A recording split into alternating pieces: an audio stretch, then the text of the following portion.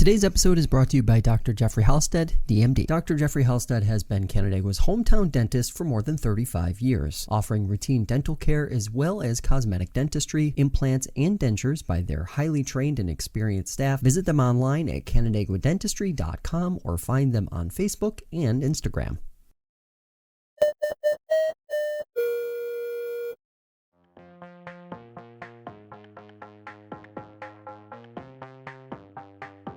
Today we continue our series previewing local elections across the region by catching up with one of the candidates running for county supervisor in Canandaigua. Rich Russell joins me in studio. Rich, thanks so much for taking the time today.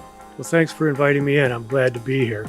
Lovely day to take a trip to Seneca Falls. It certainly is. Every day is, we like to think anyway. Why are you running? I'm running because I get charged up by connecting people with ideas and making sure that once we have established a fiscal base for our county, that we can reach out and find organizations that can help the county mission, which is to serve all of its residents. When you're campaigning right now, what are the biggest issues that you're hearing from voters?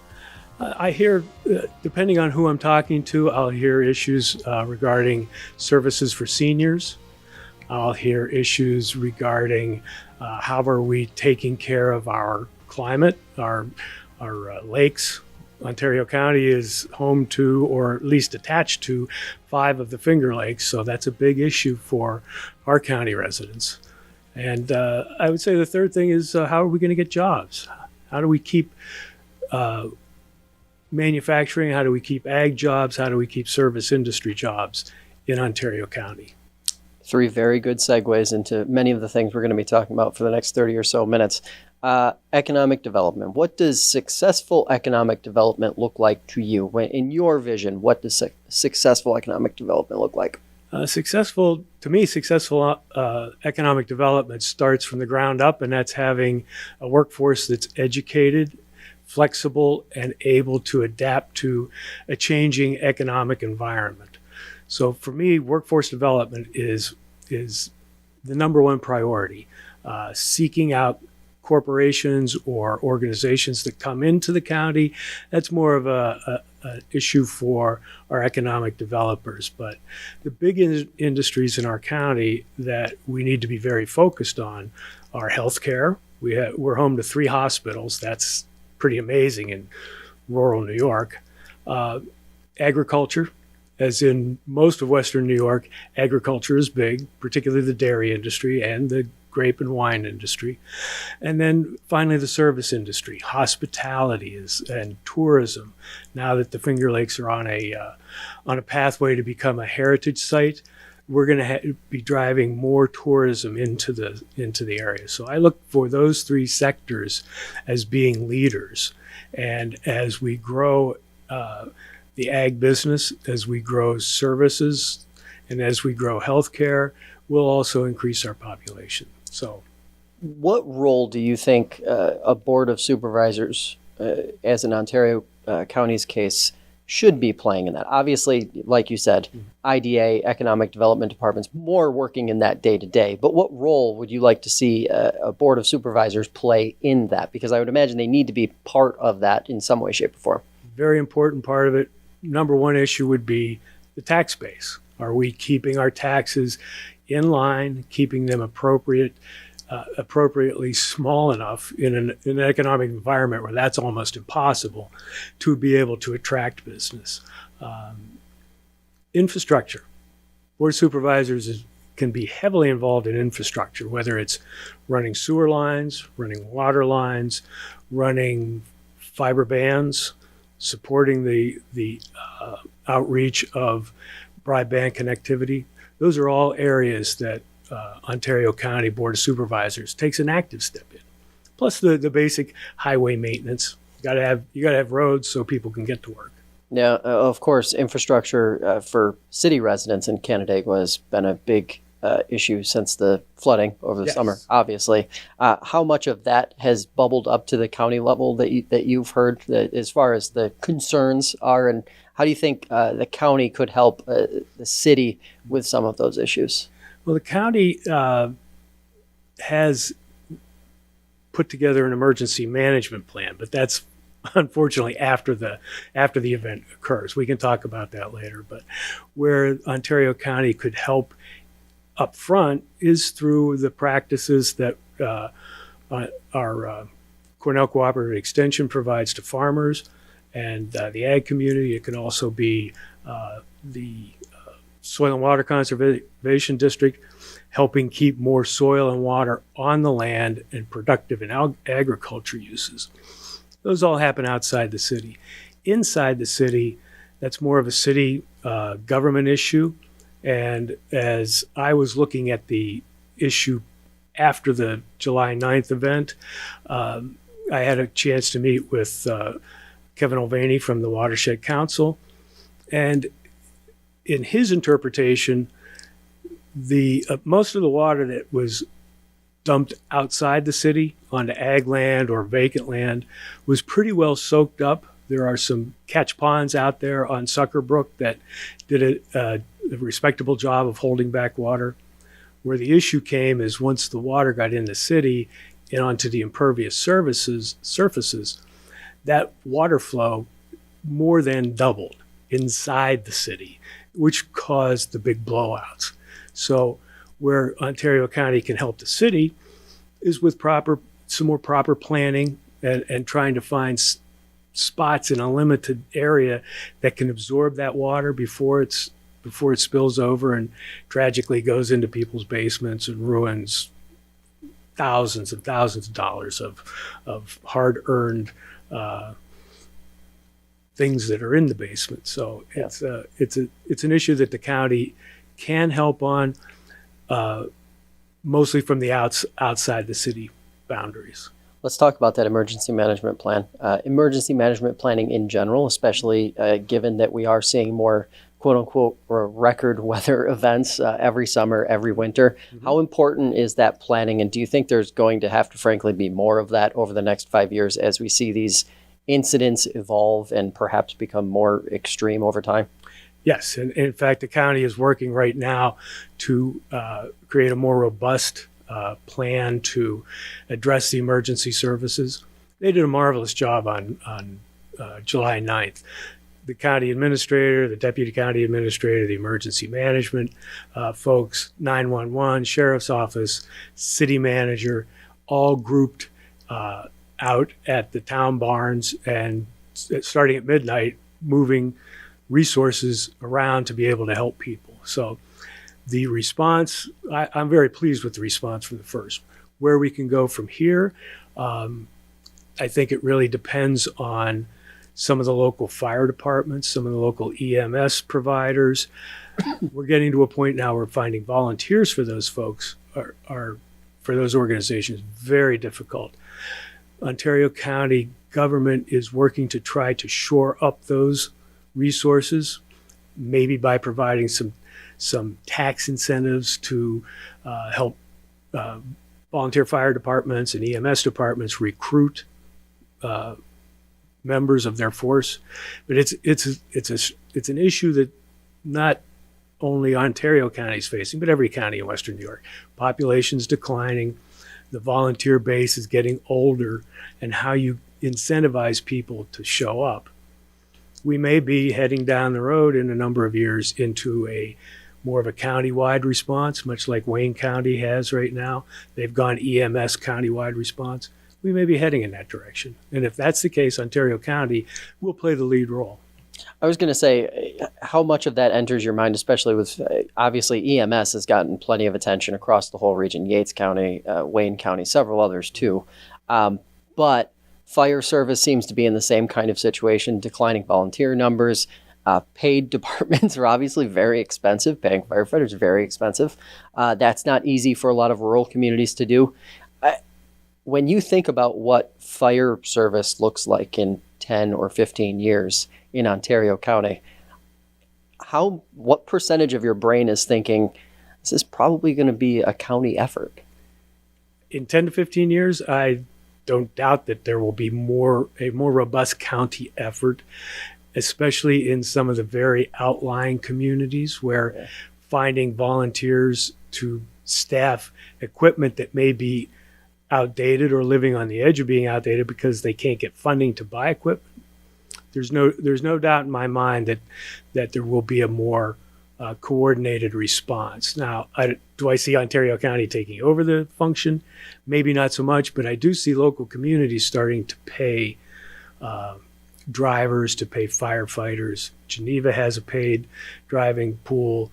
Canandaigua has a completely paid fire force, which is now being staffed appropriately, and I'm very happy about that. Victor's moving in that direction. We might see Manchester and Farmington moving in that direction in the 10 to 15 years. But I do see Ontario County playing a much bigger role in coordinating those efforts. Does that fall, in your mind, does that fall into the basket of shared services? And perhaps while towns and villages may be tasked with actually going forward with some shared service plans, that the county be kind of a facilitator for some of these communities to share services, share resources, and be able to continue providing services that, otherwise would be very costly for individual communities to maintain? Shared services is an ongoing function inside the county. It's an ongoing function inside most counties because there's financial incentive from the state for shared services. So I see that as being one way of providing that. But I do believe that down the road, local communities are going to have to come to grips with how to house the equipment. The personnel may be supplied on a more of a regional basis in the county. Maybe there's a pool of paid people on the east side of the county, a pool of paid people south and to the west that staff equipment. Yeah. And you can move that around. The equipment can stay, you move the people around as needed. That's just a thought off the top of my head, sure. But I think it's an appropriate conversation to have when it comes to how we manage emergency services, because as the environment changes, as the infrastructure of our county gets older, we do need to be able to respond very quickly to these incidents. Some of the more rural portions of the region, we hear residents concerned about response time. Mm-hmm. In Ontario County, do you hear mostly good things about response time, or are there some concerns in pockets of the county that maybe it could be better? I think there are inside the city, the response time is obviously not an issue. They're on top of it all the time. Yeah. I think when you get out to some of the smaller communities, and I have heard from some of my fellow supervisors, and I'm not going to go on record as who these might be, but sure. I know that some of the communities are struggling and actually combining, where two towns might combine an EMS force to be able to serve both towns. We'll see more of that, and there's definitely a dearth of volunteers to staff those mm-hmm. positions, particularly ambulance and EMS. And it's an issue that we're going to have to deal with. And of course, at the county level, it's impossible to talk about first responders without also talking about law enforcement and policing and the struggle recruiting that basically every sheriff's office is facing across upstate New York. How would you like to see the county approach that, given that you're kind of walking a tightrope between demand in the industry and also the fiscal responsibility to taxpayers? Well, and you throw on top of that there is a certain amount of recruiting going on across county lines that has caused some consternation and some talk. The fact of the matter is, right now, Ontario County Road Patrol is pretty close to being full staffed. And I can tell you, in 14 years of being a supervisor in Ontario County, I haven't heard that before. So the county made some changes in contracts with mm-hmm. the Road Patrol, with the sergeants, with the I like to call them the gold badges. They've made some contract moves that have helped be able to recruit people. And at this point, we're also looking at maybe allowing our deputies to live outside the county. That's been an issue in the past because our deputies take their automobiles, take their patrol units home with them. So if they're in Yates County or Schuyler County, it's going to be a lot more difficult to do that. Yeah. We're working our way. We understand what the issue is. We're working our way to try to make sure that we're fully staffed all the time. Right now, we're blessed we are. The jail recruiting has always been difficult and will always continue to be difficult, but we are actively recruiting all the time for people to take the test. In your experience, what appears to be the bigger challenge? Recruiting new or retaining after 2, 3, 4, 5 years? I think we're in a much better place right now for retaining. Recruiting is always an issue because you'd like to be able to recruit young talent, put them through the training academy, and then work them up through the ranks. That would be the ideal situation. Mm-hmm. I think we're getting closer to that. I think our incentive packages, our contracts with the unions will allow us to have a better opportunity to retain those folks that we are able to recruit. Let's shift gears a little bit and talk environment. Whether we're talking HABs, landfills, drinking water sources, economic development, invasive species, all of these things are quote unquote environmental issues. Mm-hmm. When you think about the county's approach to these environmental issues, what stands out to you as a priority, and how would you like to see the next 2 to 4 years go for the county on that front? I'm a board member for the Ontario County Soil and Water Conservation District via my legislative duties with the county. So for 14 years, I have been completely immersed in the ag community and how the ag community takes care of its portion of how I would characterize it as environmental concerns attached to the ability to make a living off of the land. Yeah. I think we're in good shape there because our conservation district just hired a new technician. We'll have more boots on the ground to help farmers, to help the ag community manage their best practices. We're now, as a conservation district, we're now moving into a bit of forestry management. For the southern part of the county, that's important. Timber is a big resource down there. I think we're in good shape with helping large dairy operations fulfill their need to protect the environment. There are other ways the county can get involved. We are putting in a new state-of-the-art sewage treatment plant in Honeyway. It's been online. It's coming online in the next year, but we do need to take care of our infrastructure to be able to take care of those.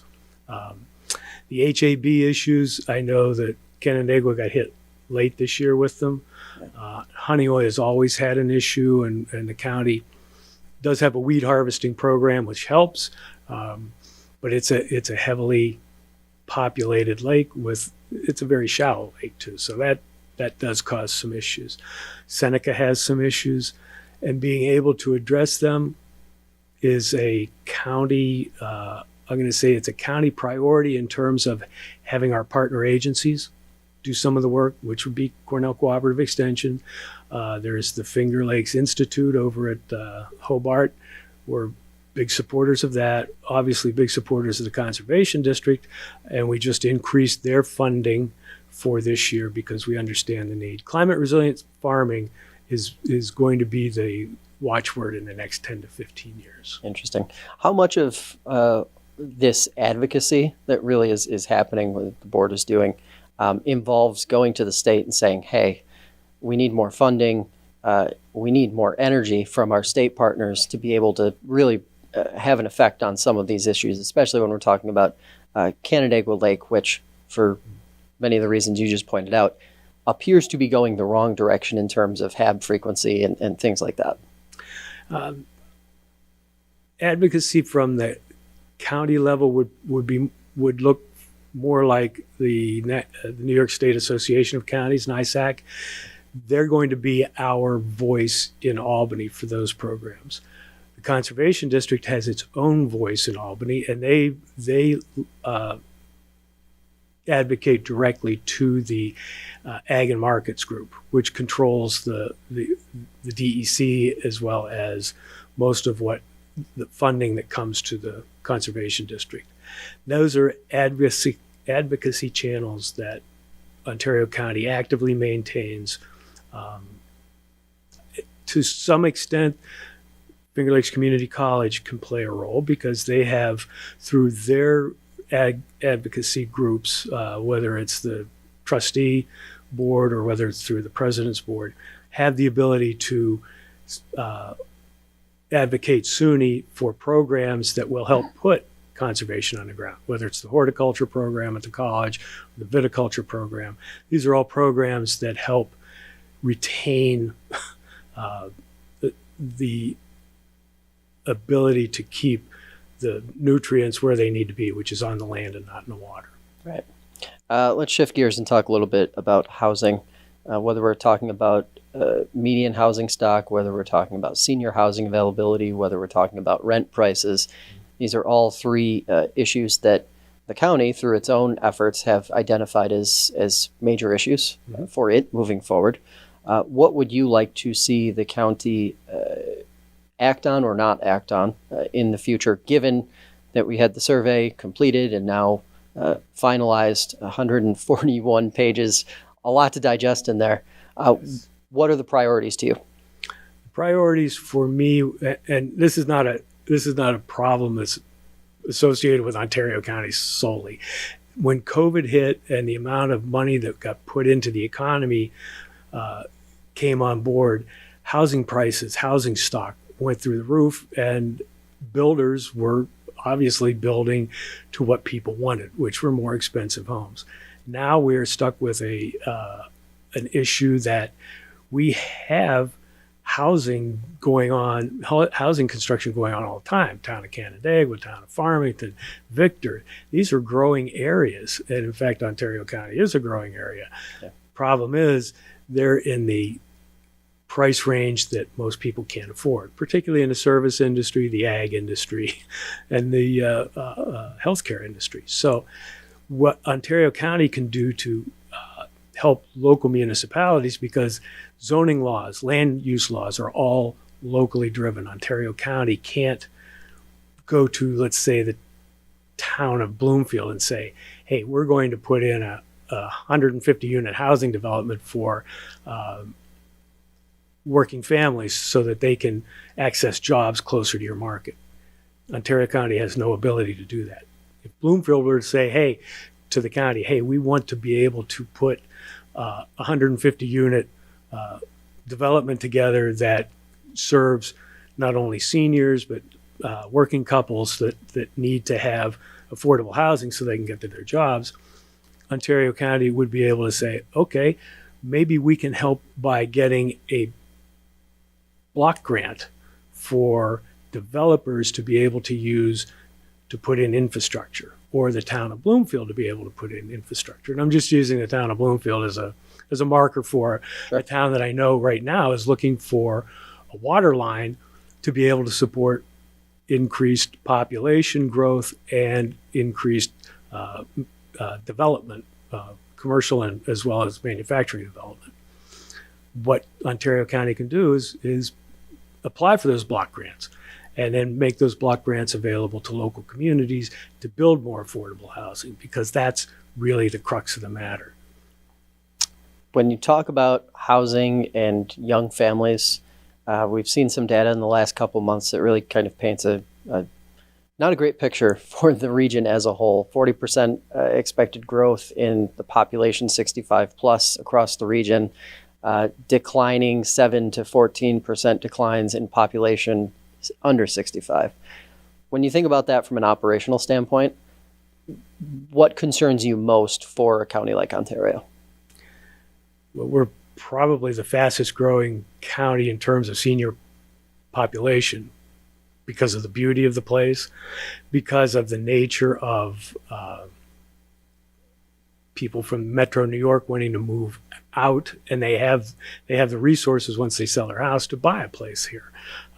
We have younger people to a certain extent moving back to take care of older family members, But you're right. The reality is, if you look at high school graduation rates in Ontario County, all going down, or at best, steady.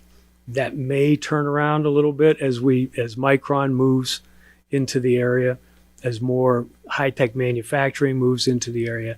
We're going to pick up a few more younger people for the workforce, but it's a tremendous problem. We have openings in Ontario County in the social services department that we can't fill because the people who could qualify just aren't here anymore. I have two sons. One lives in Albany. He left. The other one lives in Monroe County. He left. So, it's difficult to attract people, and you have to be able to use your beauty, your natural resources, your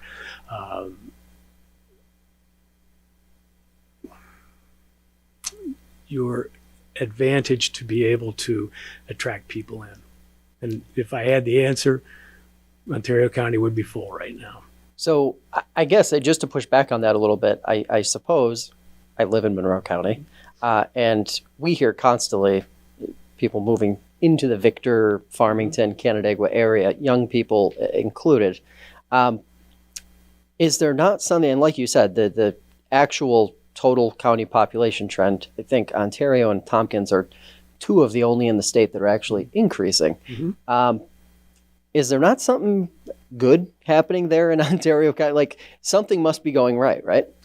There is something definitely going right. And I would say that the younger people that I see when I walk Canandaigua, I almost have to believe they're part of the healthcare community, because it's such an explosive growth in Canandaigua. I mean, if you look at UR Strong and RGH, they're both large employers in at least in Canandaigua, and the young people are moving here for those jobs. When you get to Victor, Farmington, those younger people are only 20 minutes away from Rochester via 490, or they're only 45 to 50 minutes away from Syracuse. So when Micron comes online in a few years, I would expect Manchester to become a very viable, growing community, because you're right at the thruway entrance. Away you go. That's a big calling card for development and drawing younger people into the northern end of the county. So, in light of everything we've talked about, I'm gonna hit you with the question that we hear everybody want to ask the candidates when we solicit our readers for questions. How are you going to keep taxes low? That's the number one question on most people's mind. In light of everything we just talked about, what's your answer to that? It is a very difficult issue. And if you look at the Ontario County budget, 90% of that $230 million is mandated.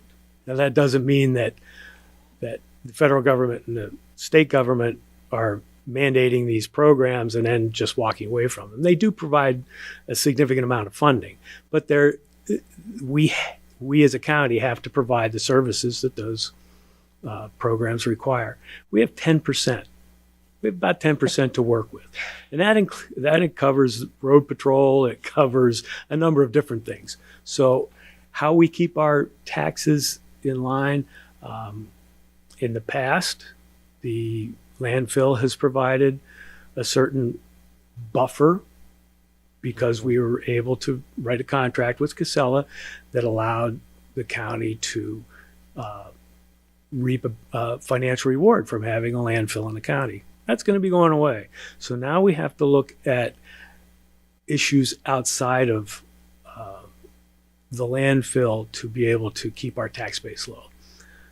Development also helps. We have had a pretty explosive growth in development, so that spreads the property tax levy across a larger group of property taxpayers. We also have the ability to attract certain types of industries that will provide us more of that tax base. But reality is, you keep your taxes in line by having good folks in the administration and in the departments keeping an eye on every penny that's spent.